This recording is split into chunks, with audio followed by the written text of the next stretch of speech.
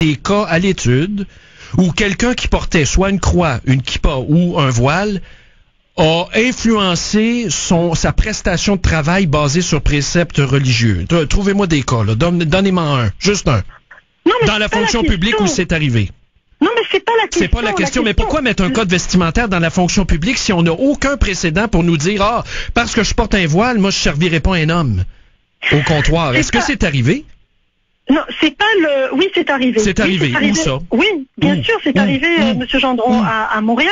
C'est arrivé à Montréal. Non, mais où? Donnez-moi je veux l'exemple.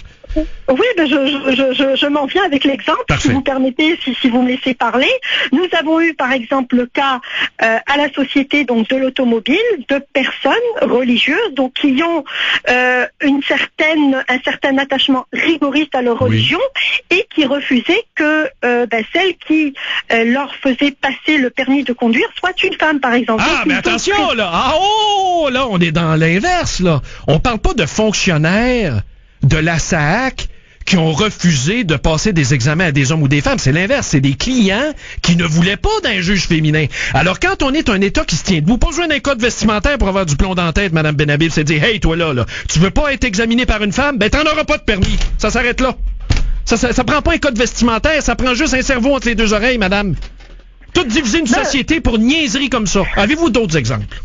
Oui, Monsieur Gendron, je sais pas pourquoi vous êtes fâché. Non, mais regardez, mais je suis pas fâché, c'est parce qu'intellectuellement, ça me choque. Non, mais Madame Benhabib, intellectuellement, ça me... Non, excusez-moi, Monsieur Gendron. Mais non, mais Madame Benhabib, vous me parlez d'un client qui veut... On va créer un beau rapport avec celui qui nous écoute. Ben, je sais pas qui a mis le feu, là.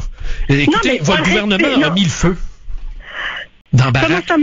Non, mais Mme Benhabib... Non, là, vous m'amenez sur un autre sujet, Monsieur Gendron. Soit vous souhaitez qu'on débatte de cette question... Bon, OK, trouvez-moi un autre exemple. Trouvez-moi un autre exemple, parce que là, vous me parlez d'un client qui veut pas se faire servir par une femme. Ça n'a rien à voir avec la fonction publique, ça. Trouvez-moi autre chose. Ben, comment ça, c'est à propos. Non, pas du tout. C'est une représentante de l'État, c'est une représentante de l'État qui, en référence donc à son sexe, eh bien, on l'a renvoyé à une place subalterne parce qu'il y a eu des clients qui ne souhaitaient pas donc. Ben voilà, mais non, mais vous mettez le doigt sur le bobo, c'est des clients